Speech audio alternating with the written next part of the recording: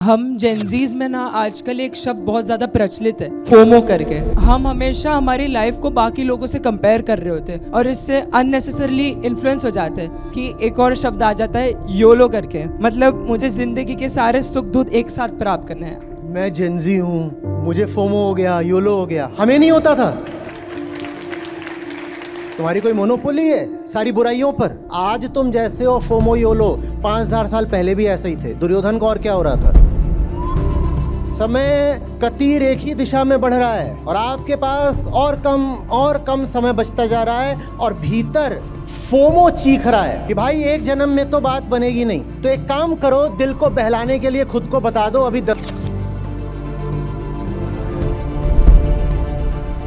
YOLO सिद्धांत नहीं है, वो चीख है, वो कराह है। जन्म हुआ था पर व्यर्थ चला जा रहा है। जिंदा हूं पर जीवन को जानता नहीं। और घड़ी टिक टिक टिक टिक।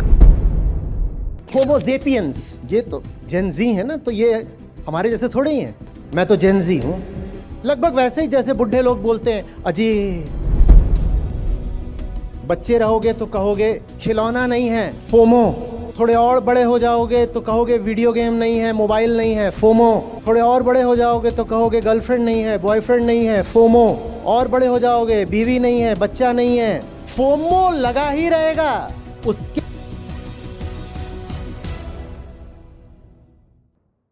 Good evening sir, my name is Yuvraj Shah. Currently I am a second year civil engineering student. Sir हम जेनजीज में ना आजकल एक शब्द बहुत ज़्यादा प्रचलित है, फोमो करके। फोमो अर्थात फियर ऑफ मिसिंग आउट। मतलब सर हम हमेशा हमारी लाइफ को बाकी लोगों से कंपेयर कर रहे होते हैं और इससे अननेसेसरली इन्फ्लुएंस हो जाते हैं कि ये अपने स्टार्टअप पे काम कर रहा है, ये अपनी स्किल्स को आगे बढ़ा रहा है, ये घूमने जा रही है, वो कर रहा है, ये कर रहा है। तो सर इसके चक्कर में सर हम हमारे लाइफ के पर्पस से भटक जाते हैं। और सर ये शब्द से हम बाहर आए नहीं होते कि एक और शब्द आ जाता है योलो करके। मतलब यू ओनली लिव वंस। मतलब मुझे ज़िंदगी के सारे सुख दुख एक साथ प्राप्त करने हैं। I want everything in life और मुझे अभी चाहिए। तो सर आप ही बताइए, मतलब इसमें से कौन सी फिलोसफीज पे लाइफ जीनी चाहिए?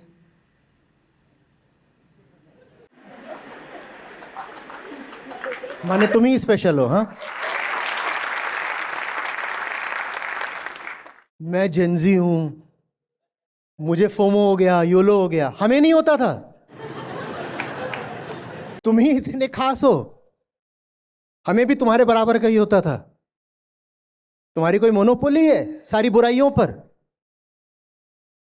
नालायकियां हमने भी बराबर की करी हैं। और मुझसे पीछे की जो पीढ़ी हो, क्या उन्हें नहीं होता था फोमो? बैठे हुए हैं, पूछो आपको हुआ कि नहीं हुआ फियर ऑफ मिसिंग आउट? तो तुम क्यों आ गए फोमो पर अपना विशेषाधिकार लेकर के कि जेनजी ने पेटेंट कराया है फोमो का? इंसानी फितरत है बेटा। तुम पहले नहीं हो जिसे हो रहा है।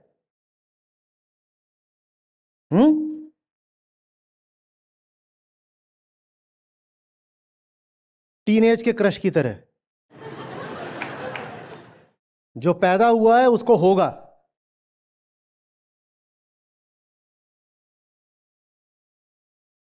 मूर्ख बनने पर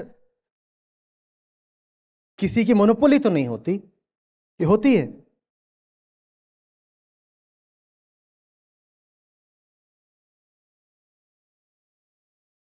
पांच 5000 पहले भी फोमो था। पर 5000 क्यों बोल रहा हूं? क्योंकि उसके पीछे का हमें लिखित इतिहास मिलता नहीं है। 5000 पहले का भी मुश्किल से मिलता है। काफी मामला तो फिर अनुमान पर चलता है, पर कुछ कुछ मिल जाता है। जैसे हम आज हैं, जिसको आप बोलते हो चैतन्य मनुष्य, हम लगभग पिछले 50,000 साल से ऐसे हैं। कुछ वैज्ञानिक कहते हैं लगभग 1 लाख साल, और एक रेंज होगी, ठीक। इवोल्यूशन है धीरे धीरे। तो 5000 साल का तो लिखित प्रमाण उपलब्ध है कि आज तुम जैसे हो फोमो योलो, 5000 साल पहले भी ऐसे ही थे। दुर्योधन को और क्या हो रहा था? ये जितना तुम पुरानी कहानियों में पढ़ते हो, चाहे वो भारत की हो, चाहे ग्रीस की हो, चाहे चीन की हो, उनमें तुम्हें फोमो योलो नहीं दिखाई देता? और अगर तुम जो केव कार्विंग्स हैं, जो प्रिमिटिव आर्ट है आदि मानव की, और जो भित्ति चित्र वगैरह हैं, तुम उनको जाकर के देखोगे और पीछे चले जाओ, 10,000, 20,000, 30,000 साल पीछे चले जाओ, तो कुछ मिलते हैं प्रमाण। वो पत्थरों से उकेरने लग जाते थे, कई बार पत्थरों को ही, कई बार हड्डियों को ही, जो तो तुम पाओगे वहां भी बराबर का फोमो है, और वहां तो और ज्यादा होता था। ये जो मिस्र की ममियां हैं, ये और क्या हैं? और क्या है? वो मर गया है और उसके शरीर को बिल्कुल लेप लगा करके पैक करके रख देते थे। कहते अभी इसने ठीक से भोगा नहीं है दुनिया को, इसकी रूह, इसकी जीवात्मा लौट करके आएगी, इसको प्रिजर्व करके रखो ताकि वो फिर आए तो उसको अपना घर तैयार मिले।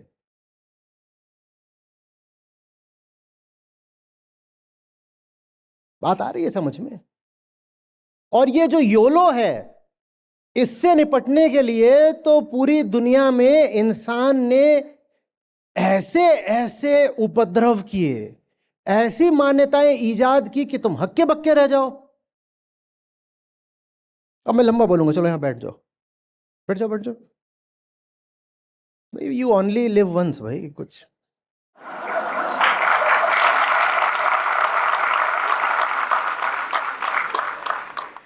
तो जब डर लगता था कि यू ओनली लिव वंस, तो बोले कुछ करते हैं, इलाज करते हैं। तो दुनिया भर में फिर पुनर्जन्म, रीइंकार्नेशन को लाया गया। उसको लाने की वजह ही ये डर था कि ये जो जिंदगी है ये तो पूरी पड़ेगी नहीं। बात आ रही है समझ में? ये एक नेचुरल प्रोग्रेशन है, इसको समझो। डर उठता है, कुछ है बाहर जो मुझे मिल नहीं रहा, मैं अहंकार हूं, मैं ईगो हूं, मैं खाली हूं, किसी भी तरह से बाहर की चीजें ला ला के मुझे अपनी जिंदगी को भरना है। और मैं अपने आसपास देख रहा हूं, मुझे लग रहा है अरे उनको नीली शर्ट मिल गई, उनको सैंडल मिल गई, उनके पास चश्मा है, मेरे पास नीली शर्ट नहीं है, मेरे पास सैंडल नहीं है, मेरे पास चश्मा भी नहीं है।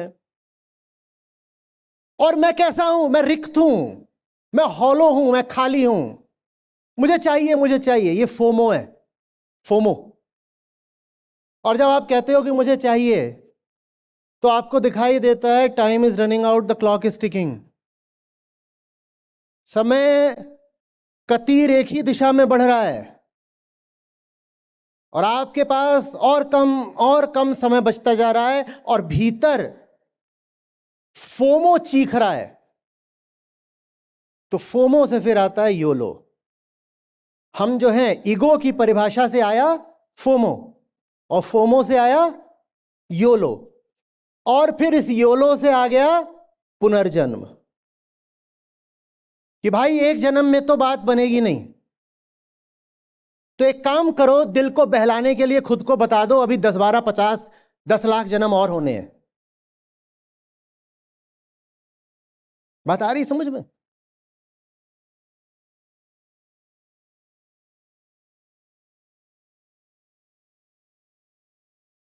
एक गाना भी है, तेरा प्यार है इतना प्यारा, इतना प्यारा, तेरे मिलन की ललक में हमें आना पड़ेगा दुनिया में दोबारा। काहे कि उसको भोगना है। अब उम्र बीत रही होगी,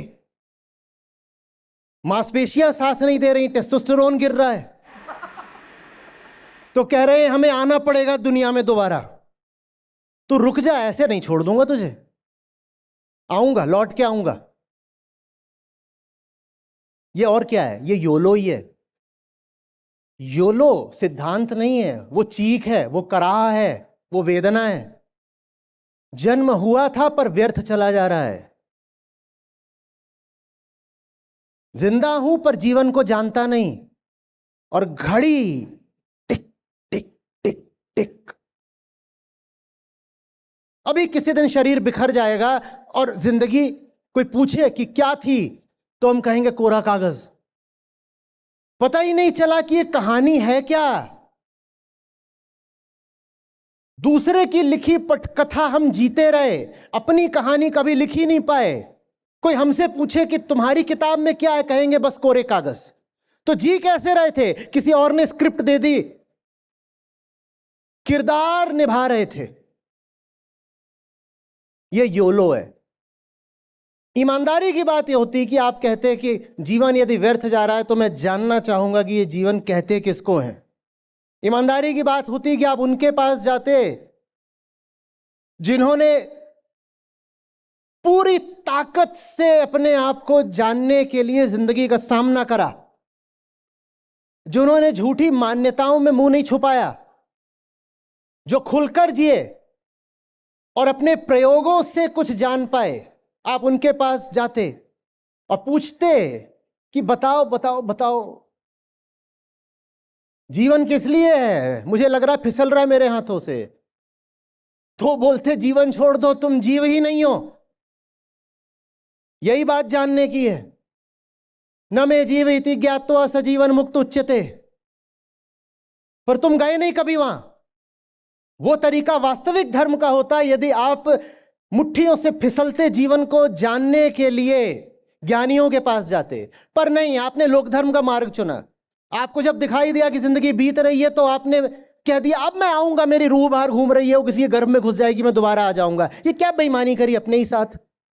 और इस बेईमानी की कोई जरूरत नहीं है, क्योंकि धर्म उपलब्ध था आपको बताने के लिए कि आपकी सच्चाई यथार्थ है क्या। आपने जानना नहीं चाहा।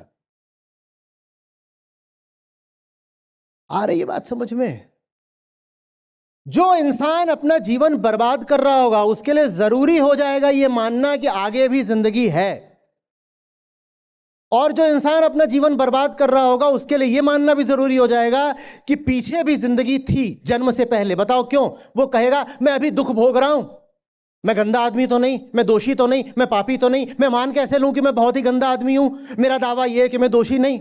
तो जरूर अगर मैं अभी दुख भोग रहा हूं तो इसका कारण पिछला जन्म है।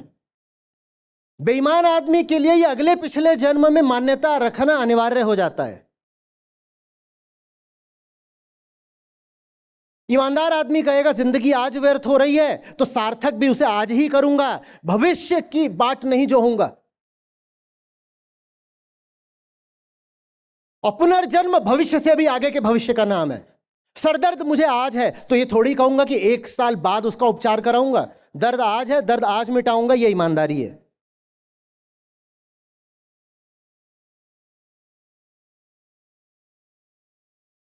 बात आ रही है समझ में?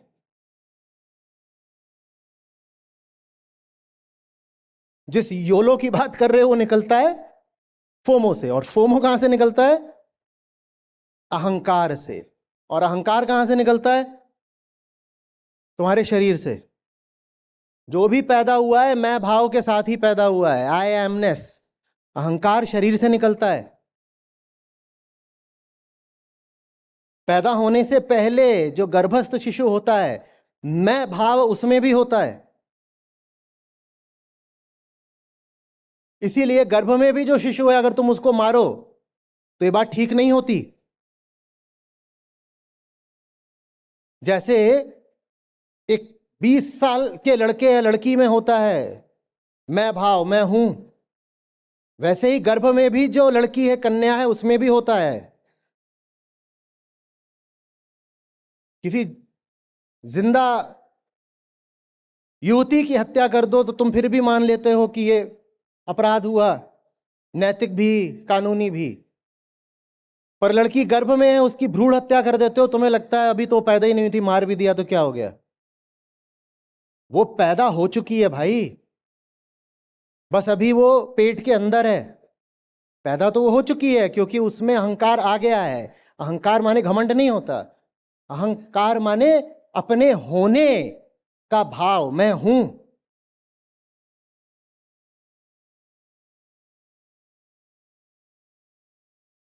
आ रही है बात समझ में? तो ये गड़बड़ी लेकर के पैदा होते हो। कौन सी गड़बड़? मैं हूं। आप कहोगे गड़बड़ क्यों है? मैं तो हूं, तो इसमें गड़बड़ क्या हो गई? इसमें गड़बड़ ये हो गई कि जब आप कहते हो मैं हूं तो उससे आशय ये होता है मैं हूं और समष्टि से विभक्त हूं। I exist as a separated entity from the rest of it all. मैं हूं और ये जो समूची चारों तरफ प्रकृति है, मैं उससे अलग हूं।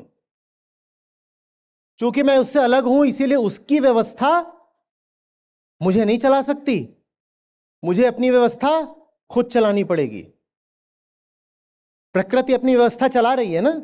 चांद सूरज को चलाने के लिए आपकी जरूरत तो नहीं पड़ती, गुरुत्वाकर्षण को चलाने के लिए आपकी जरूरत नहीं पड़ती। विज्ञान के इतने नियम हैं, वो बिना आपके हस्तक्षेप के काम कर लेते हैं।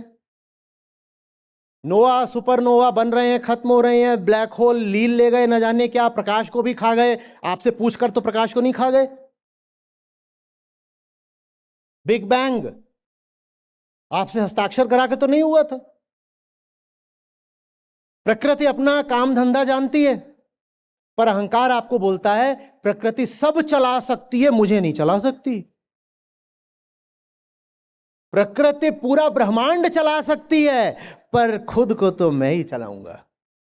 You see, I am special, I am distinct. ये होती है ईगो, और ये एक झूठ है।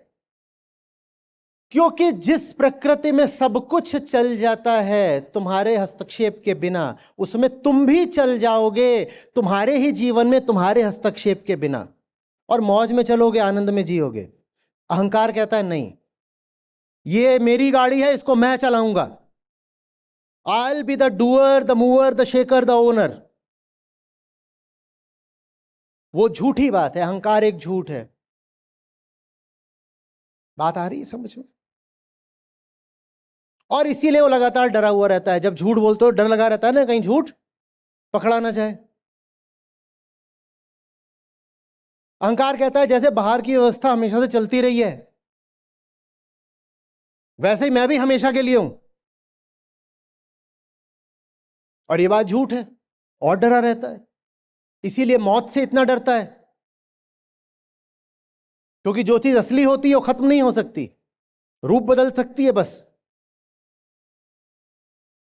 पूरे यूनिवर्स में एक भी एटम ऐसा नहीं है जिसको आप खत्म कर सकते हैं। उसका आप रूप बदल दीजिए, किसी भी तरह से ट्रांसफॉर्म कर दीजिए, वो अलग बात है। पर अहंकार जानता है वो खत्म हो जाएगा, इसीलिए मौत से इतना घबराता है।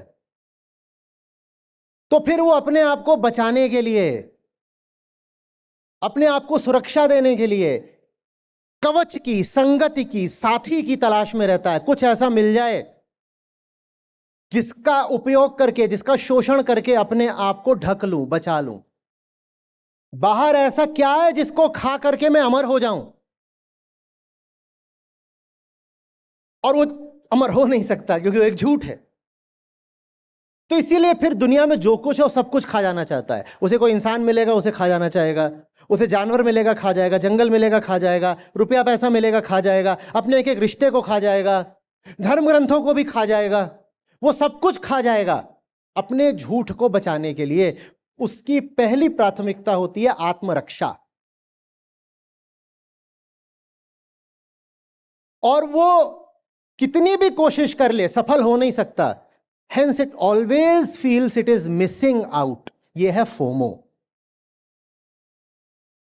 वो कितनी भी कोशिश कर ले, वो अपने आप को न सुरक्षित कर पाता, न शांत कर पाता, न तृप्त कर पाता, न पूर्ण कर पाता। हमेशा उसके लिए प्रतीक्षा बाकी रह जाती है, वो सतत इंतजार में है। इसीलिए आप लोग इतना भविष्य की ओर देखते हो, आशा और कामना से भरे हुए, क्योंकि अहंकार का अर्थ ही है परपेचुअल वेटिंग। जो चाहता है उसे कभी नहीं मिल सकता, इसलिए उसे लगातार भविष्य की ओर देखना पड़ेगा। अपनी मौत के क्षण में भी उसे भविष्य की ओर देखना पड़ेगा, क्योंकि मिल तो उसे कभी कुछ सकता नहीं। क्यों नहीं मिल सकता? बाय डेफिनेशन भाई झूठ है वो। तुम झूठ को सच कैसे बना दोगे? वो झूठ सच नहीं बन सकता, पर उस झूठ के भयानक दुष्परिणाम जरूर होते हैं। उन्हीं दुष्परिणामों में ये पूरी श्रृंखला है।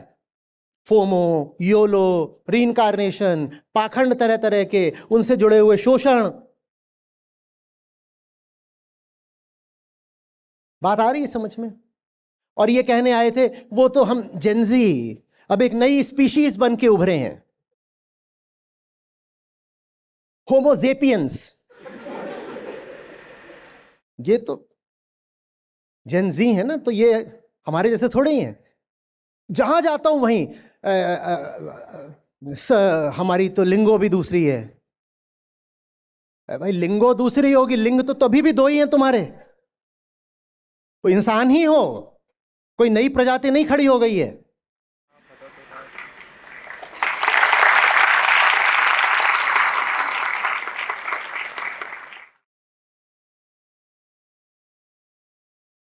आ रही है बात समझ में? जितना अपने आप को अलग मानोगे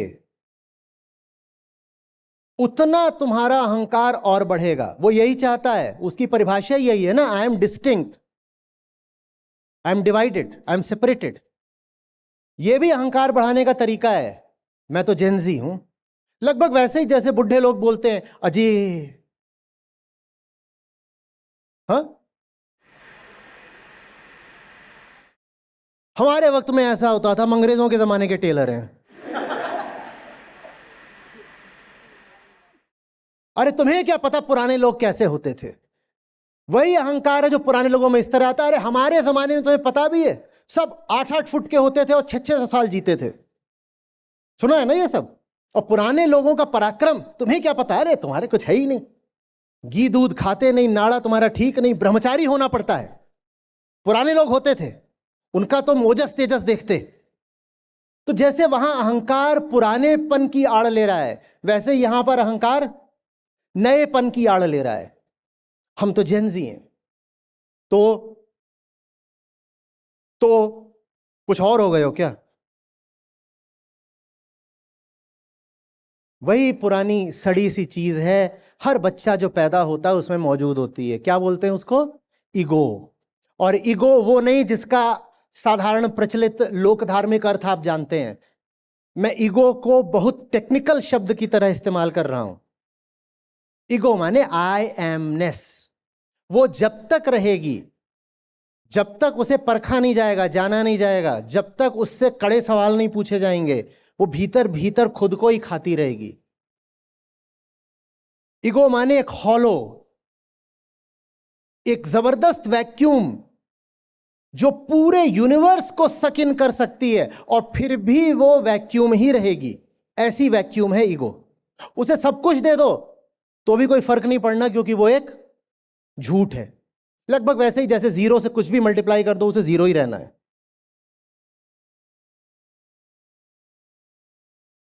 आ रही है बात समझ में? तो फोमो, योलो, ले लो, दे लो, जो भी है तुम्हारा, उसका समाधान बस आत्मज्ञान ही है और कुछ नहीं है। कुछ और नहीं है। जब तक देखोगे नहीं कि तुम कौन हो, भीतर से कोई चिल्लाता रहेगा और चाहिए और चाहिए, मैं डरा हुआ हूं, मैं एम्बिशियस हूं, मेरी लाइक्स हैं, मेरी डिसलाइक्स हैं। भीतर से कोई चिल्लाता रहेगा। जो चिल्ला रहा है वो दुख भी भोग रहा है, दुख भोगता जा रहा है, दुख का अनुभव करता जा रहा है, पर जान नहीं रहा है कि दुख सारा उसकी मौजूदगी से ही आ रहा है। तेरा दुख तभी हट सकता है जब तू हट जाए। तू खुद अपनी राह का कांटा है, हट। तुम जो मानते हो, जो कुछ तुमने सोख रखा है, सीख रखा है, जिन चीजों में तुम्हारा गहरे से गहरा यकीन है, वही अहंकार की खुराक है। Belief, patterns, likes dislikes, leanings, ideologies, यही हैं भीतर जो चिल्लाते रहते हैं, यही हैं जो पूर्ति के लिए कलपते रहते हैं और इन्हें पूर्ति मिलने नहीं वाली। तरह तरह से रोओगे फोमो के लिए। बच्चे रहोगे तो कहोगे खिलौना नहीं है, फोमो। थोड़े बड़े हो जाओगे कहोगे साइकिल नहीं है, फोमो। थोड़े और बड़े हो जाओगे तो कहोगे वीडियो गेम नहीं है, मोबाइल नहीं है, फोमो। थोड़े और बड़े हो जाओगे तो कहोगे गर्लफ्रेंड नहीं है, बॉयफ्रेंड नहीं है, फोमो। थोड़े और बड़े हो जाओगे कहोगे डिग्री नहीं है, जॉब नहीं है। और बड़े हो जाओगे बीवी नहीं है, बच्चा नहीं है। फोमो लगा ही रहेगा, उसके ऑब्जेक्ट्स बदलते रहेंगे बस। न जाने कितने ऐसे होते हैं जो अपने मरने के समय का भी प्रबंध कराते रहते हैं। न जाने कितने बादशाहों ने मरने से पहले अपने मकबरे तैयार करवा दिए थे, कम से कम डिजाइन में। बोल रहे पड़ोस का जो बादशाह था उसका इतना बड़ा मकबरा है, हम पीछे कैसे रह जाएंगे? I can't afford missing out. उसे मौत में भी फोमो है, मौत में भी फोमो है। और फोमो का बड़ा तार्किक परिणाम होता है योलो। योलो बनता है भोग। आई ओनली लिव वंस, जैसे तुमने कहा कि जल्दी से जल्दी सब भोग लो, कंज्यूम कंज्यूम कंज्यूम कंज्यूम। और वही कंजम्पशन आज तुम्हारे सामने क्लाइमेट कैटास्ट्रोफी बनकर खड़ा हुआ है। तुम सोचते हो क्लाइमेट कैटास्ट्रोफी तुम ईवी का इस्तेमाल करके कोई और ग्रीन मेजर्स लेकर के हटा लोगे, नहीं हटने वाली। जब तक मनुष्यता के भीतर से ये ईगो क्राइसिस हटाई नहीं जाती, जब तक हमारी मूल समस्या का समाधान नहीं होता, तब तक तुम क्लाइमेट चेंज से नहीं लड़ सकते। क्लाइमेट चेंज योलो की ही अभिव्यक्ति है। I only live once so I want more, I want more, I want more. और तुम्हारी सारी जो वॉन्ट्स होती हैं वो कार्बन इंटेंसिव होती हैं। जिंदगी में एक एक जो तुम्हारी एम्बिशन है, देखो उसका कितना बड़ा कार्बन फुटप्रिंट होने वाला है। तुम अपनी कोई ऐसी महत्वाकांक्षा नहीं बता सकते जिसका इतना बड़ा कार्बन फुटप्रिंट ना हो। वास्तव में जहां ईगो है वहां एमिशन होगा ही होगा। बार बार बोलता हूं, ईगो, इमोशन और एमिशन ये बिल्कुल साथ साथ चलते हैं। तो योलो बन जाता है फिर क्लाइमेट क्राइसिस। फिजिकली बनता है क्लाइमेट क्राइसिस, साइकोलॉजिकली बनता है रीइंकार्नेशन, रीबर्थ, पुनर्जन्म। माने दुनिया भर की जितनी नालायकियां हैं सब फूट फूट कर बाहर आती हैं। कारण बस एक है, अनपरखा अहंकार। अहंकार को कारण नहीं बोल रहा हूं, क्योंकि अहंकार तो जन्मगत होता है। पैदा हुए हो तो ईगो होगी, चलो पैदा हुए तो ईगो थी। दोष इसमें है कि तुमने परखा क्यों नहीं उसको। और अब यह बात मुझे लेकर आती है इस शैक्षणिक संस्थान पर। हम शिक्षा के नाम पर बस बाहरी बातें ही कब तक बताते रहेंगे? एजुकेशन का मतलब learning about this this this this, यही कब तक रहेगा? असली क्राइसिस तो यहां है, विद इन। कब वो एजुकेशन मिलेगी जो हमें हमसे मिलवाएगी? वो कोर्सेज, वो सब्जेक्ट्स, वो चैप्टर्स कब होंगे जिनका शीर्षक हो आई, सेल्फ, मी? सब जानना जरूरी है, पर जान कौन रहा है यह जानना जरूरी नहीं है। नहीं है, पूछ रहा हूं।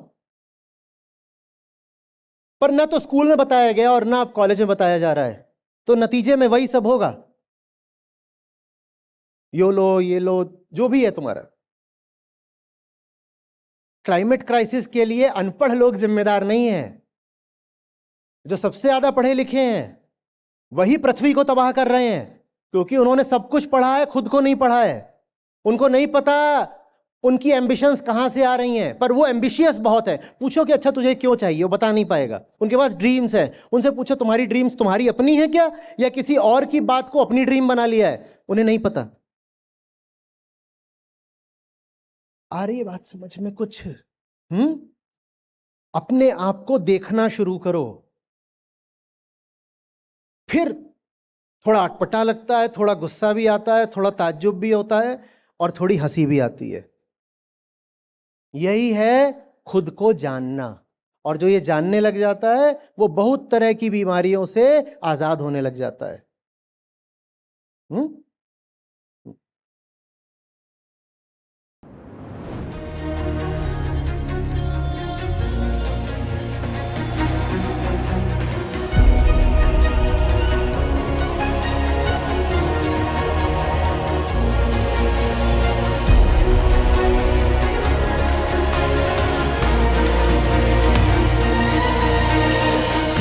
किस क्लास में पढ़ते हो?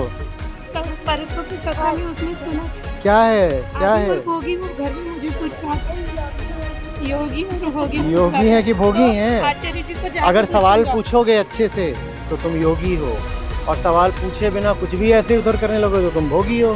जो सवाल पूछेगा, भी स्कूल में ही सवाल पूछा करो, घर में ही सवाल पूछा करो।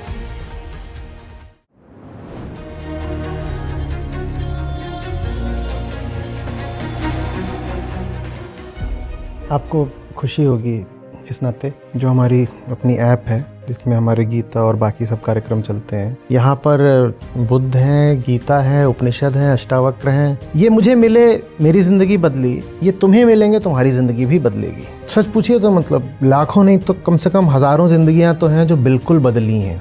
2 लाख से अधिक गीता प्रतिभागियों के साथ जुड़े आचार्य प्रशांत ऐप पर पहला महीना बिल्कुल फ्री गीता मिशन का पूरा एक्सेस। ऐप पर आपको मिलेंगे नियमित लाइव सत्र, हर दिन आचार्य प्रशांत के विशेष संवाद, गीता कम्युनिटी का एक्सेस, गीता परीक्षा, चयनित समाचार, ऑडियो बुक्स, कोट्स और भी बहुत कुछ। गूगल प्ले स्टोर या एप्पल ऐप स्टोर पर आचार्य प्रशांत सर्च करें और अभी डाउनलोड करें।